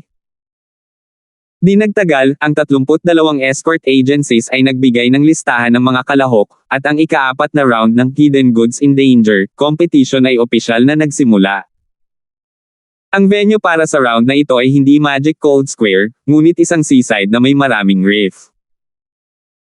32 sailboat ng lahat ng uri ang nakahanay sa hindi kalayuan sa lupain, ngunit lahat sila ay ginamit ng mga pangunahing ahensya ng escort. Walang alinlangan na ang mga sailboat na ito ang mga taguan para sa round na ito ng kompetisyon. Pagkatapos ng lahat, sa katubigan ng Timog Kontinente, karamihan sa mga tulisan ay mga pirata, at ang panganib ng escort ay madalas sa dagat. Ang setting na ito ay maaaring maibalik ang tunay na eksena sa pinakamalaking lawak at mapabuti ang kredibilidad at pagiging praktikal ng pagtatago ng kompetisyon sa round na ito. Ang 32 barko ay binilang, at ang mga kalahok ay bumunot ng palabunutan upang magpasya sa kanilang lugar. Opisyal na nagsimula ang kompetisyon. Nakakuha si Terence ng Lot 30, isang maliit na cargo ship. Lumubog ang puso ni Wenhan at ng iba pa nang makita nila ang numero. Kung mas maliit ang barko, mas maliit ang espasyo na maaari nilang itago ang mga bagay. Mas magiging madali para sa mga bandido na mahanap sila. Sa madaling salita, ito ay magiging mas mahirap kaysa sa mga nakakuha ng malaking barko. Gayunpaman, dahil ito ay nasa harap ng lahat, ang lahat ng mga kalahok ay magbubunot ng palabunutan. Maliban kung may nahuling nandaraya sa mismong lugar, walang dapat ireklamo. Maaari lamang nilang sisihin ang kanilang sariling malas. Kuya Ford, huwag kang mag-alala. Malaki ang bentahe natin ngayon. Bale kahit wala tayong makuhang puntos sa segment na ito. Mamaya na lang tayo magsumikap. Naaliw si Wenhan. Sinusubukan lang niyang magsinungaling sa sarili ang 4 na sis escort agency ay nakatingin sa kanya mula sa likuran, kung tutuusin. Bago tumira ang alikabok, ang anumang kalamangan na mayroon siya ay para lamang ipakita. Sinusubukan lang niyang aliwin si Terence. Alam ko, tumawa si Terence habang kinukuha ang maliliit na kahon mula sa staff at naglakad patungo sa barko. Kasabay nito, sumakay din ang mga kalahok mula sa iba pang ahensya sa kani-kanilang barko. Uulitin ko ulit. Isa lang ang oras mo para itago ang mga tributes mo. Tandaan mo, isa lang itong normal na short incense stick, hindi yung long incense stick gaya ng dati. Kaya, mas maganda kung mabilis kang kumilos. Kapag natapos na ang oras, tatawag ako ng mga pangalan sa harap ng lahat. Ang mga nahuhuli ay maituturing na bigo sa pagtatago nitong round ng iyong tributes. Ito rin ay makakakuha ng mga puntos para sa iyong tributes. Mga parangal, huwag itapon ang mga ito sa dagat kung ang sino man ay sumubok na gumawa ng anumang mga pandaraya at itapon ang mga parangal sa dagat, ito ay maituturing din na hindi itago ang kanilang mga tribute. Tumingin ng walang hangganang dagat sa lahat at saka nagutos, sindihan ang insenso, tapusin ang kurtina, at simulan ang pagbuo. Nang matapos siyang magsalita, agad na nagsindi ng maikling insenso ang isang staff sa harap ng lahat. Ang makapal at itim na mga kurtina ay inilabas mula sa baybayin at tinakpan ang lahat ng 32 barko na bumubuo ng 32 nakatagong espasyo. Kasabay nito, ang isang napakalaking pagbabago-bago ng isang pormasayon ay nagmula sa dagat. Naramdaman lang ng lahat na nanginginig ang kanilang paningin, at pagkatapos ay nagdilim. Pabayaan ng 32 barko, ni hindi nila makita ng malinaw ang itim na kurtina, kahit ang kanilang espiritual na kahulugan ay hindi ito maramdaman. Sa katunayan, ito ay hindi isang katangi-tangi o malalim na pagbuo, ngunit isang ordinaryong smokescreen lamang. Kung ito ay anumang iba pang lugar, ang sinumang eksperto na may bahagyang mas mataas na lakas ay dapat na madaling makapasa sa pagbuo. Ngunit iba ang lugar na ito. Sa ngayon, ang fog ng dagat ay nasa pinakamakapal. 4,440. Ang fog ng dagat ay maaari ng lubos na limitahan ang pangunawa ng isang magsasaka, kahit na humaharang sa kanilang banal na kahulugan. Ngayon, sa kombinasyon ng dalawa, at ang malaking itim na kurtina na nakatikip dito, ang epekto ay mas hindi malulutas. Sa makatuwid, sa oras na ito, ang 32 barko sa dagat ay talagang lahat ay sarado at independenteng mga espasyo. Ang mga kalahok ay maaaring mag-relax at matapang na itago ang mga selyadong bagay nang hindi nababahala na masilip sila ng mga tagalabas. Sa ganitong paraan lamang matitiyak ang pagiging patas ng kompetisyon. Ang tagal ng pagsunog ng joystick ay hindi ganoon katagal. Habang naghihintay ang lahat, mabilis itong lumipas. Sunod-sunod na dumating ang 32 kalahok sa harap ng walang hangganang dagat at pumila. Napakabuti, lahat ay napaka-punctual. Pagkatapos magbilang ng walang hangganang dagat, tumawa siya at lumingon sa mga taong nasa posisyon na. Mga boss magnanakaw, let's start. Nagtawanan ng lahat. Ang grupo ng bandit, na binuo ng 5 escort agencies at iba't ibang Chamber of Commerce ay agad na pinamunuan ng walang hangganang dagat para ipadala ang no. Sa pagtingin sa eksenang ito, hindi napigilan ang bibig ni Wenhan na kumaibot muli. Malinaw na ang pagkakasunod-sunod ng inspection para sa grupo ng bandit ay mula sa isa hanggang sa susunod. Sa madaling salita, ang kanyang sariling numero 30 ang magiging pangatlo mula sa ibaba. Sa unang tingin, parang hindi ito big deal.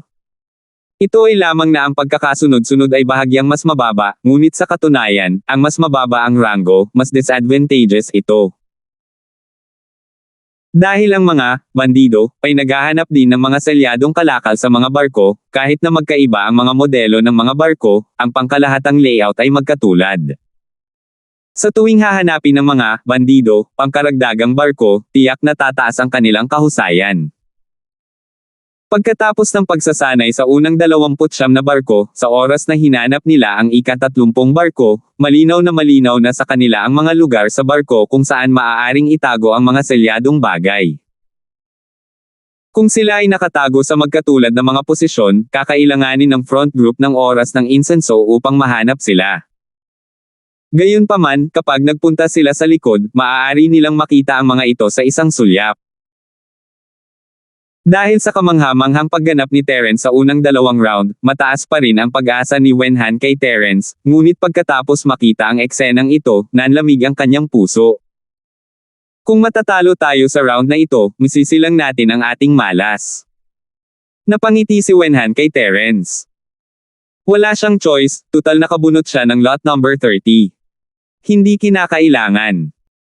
Ang pinakamalaking trick sa pagtatago ng mga bagay ay hindi mga pagkakataon ngunit kakaiba. Hanggat maaari itong sorpresahin ang mga tao, kahit gaano pa ka-professional ang tao, it will be useless. Bahagyang ngumiti si Terence. Oh! Nang makita ang pagtitiwala ni Terence, nabuhayan ang diwa ni Wenhan. Hininaan niya ang boses at nagtanong, Kuya Ford, saan ka nagtatago? Bakit ang tiwala mo? Kuya Chi, sigurado ka bang gusto mong marinig ito? Nakangiti si Terence habang nakatingin sa paligid. Then forget it, pag-uusapan natin yan in the future, Noon lang nag-react si Wenhan. Napakaraming tao ang naruroon. Kahit gaano pa siya kalambot magsalita, maririnig siya ng iba. Kung sa Myre sa malaking kaganapan ang kanyang kuryosidad, huli na ang lahat para pagsisihan niya ito. Unti-unting lumipas ang oras. Nagsimula ang mga bandido sa barko isa at hinanap hanggang sa ibaba. Ang bawat ahensya ay maaaring tumagal ng iba't ibang tagal ng panahon, ngunit mayroong isang karaniwang kalakaran. Kung mas mababa ang ranggo ng ahensya, mas maikli ang oras. Kung tungkol sa mga lugar kung saan nakatago ang mga bagay na tinatakan, mayroong lahat ng uri ng mga lugar. Matatagpuan ang mga ito sa cargo hold beam, sa deck floor, at sa tuktok ng palo. Sa anumang kaso, ito man ay isang bagay na maiisip ng mga ordinaryong tao o hindi, maaari itong lumitaw sa anumang kakaibang lugar sa barko. Sa 29 na escort agencies, ang pinaka-nagtago ay ang 4 na sis escort agency na nakakuha ng 3 na bangka. Siyempre, ito rin ang may pinakamagandang resulta. Ang grupo ng mga bandido ay naghanap pataas at pababa. Halos buwagin nila ang buong barko ngunit hindi nila ito mahanap. Karamihan sa kanila ay sumuko na. Sa huli, hindi sumuko si Ming Yuan. Pagkatapos ng maraming pagsisikap, sa wakas ay natagpuan niya ang sagot. Hindi pala itinago ng escort na ito mula sa 4 na sis escort agency ang selyadong pakete sa mga sulok ng barko tulad ng ibang escort.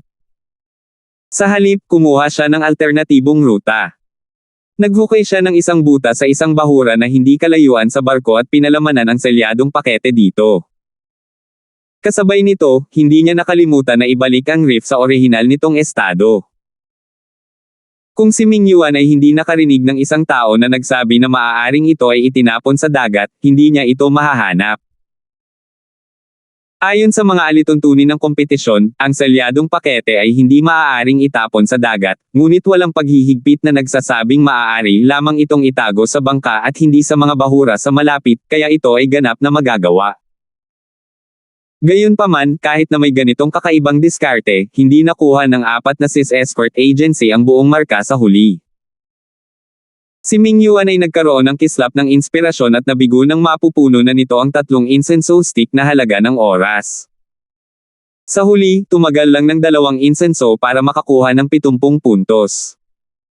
Nang makita ang resultang ito, nagngangalit ang walang hangganang dagat sa galit. Ang iba ay sumuko na. Kung hindi dahil sa bastos na si Ming Yuan, tiyak na nakakuha ng perfect score ang 4 na sis escort agency.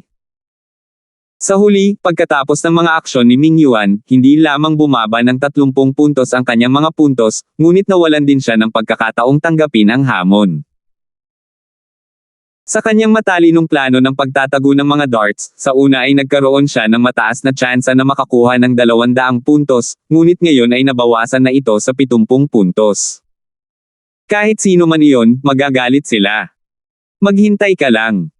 Ang iyong Kaizen Bodyguard Agency ay hindi makakakuha ng kahit 1 punto sa round ng kompetisyon na ito. Nagngangalit ang walang hangganang dagat sa galit. Sa isang hindi magiliw na ekspresyon, pinangunahan niya ang lahat papunta sa 30 barko. Sa kanyang paningin, isa itong maliit na barko, at napakalayo nito.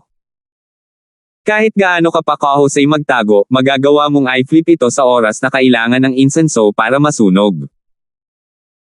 Pagkatapos ng pagsasanay sa nakaraang 29 na ahensya ng escort, ang mga bandido ay maaaring ituring na mga eksperto sa larangan ng paghahanap ng mga escort item. Pagsakay pa lang nila sa barko, pumunta sila sa bawat sulok kung saan pwede nilang itago ang mga gamit na pang-escort. Ang bawat isa ay may malinaw na dibisyon ng paggawa at higit na sanay kaysa dati. Nang makita ito, hindi maiwasan ni Ming Yuan na kabahan. Siyempre, nag-aartista lang siya. Hindi niya ito seryosong hahanapin, ngunit napaka-propesyonal ng walang hanggan na dagat at ng kanyang grupo. Lalo na't nakakagulat na maliit ang barko, pabayaan siya, kahit 10 sa kanila ang nawawala, ang natitirang mga tao ay madaling mahanap ang selyadong pakete. Gayunpaman, matapos hanapin ng lahat ang buong lugar, hindi nila nakita ang selyadong treasure chest. Don't tell me nagtatago din ang lalaking ito sa bahura. Nagkatinginan ang lahat. Bagamat kakaiba ang ideyang ito, kung maiisip ito ng 4 na sis escort agency, natural na maiisip din ito ng Kaizen Escort Agency. Forced act lang, hindi presentable. Malamig na sumengot ang walang hangganang dagat. Bigla siyang nagpadala ng malakas na alon ng totoong chi, na pinutol sa kalahati ang nakapalibot na mga bato. Sa ganitong paraan, magiging malinaw kung mayroong anumang mga butas sa mga bato. Kahit anong pilit niyang itago, wala itong silbi. Salamat po at sinamahan ninyo ako, ingat lagi mga master.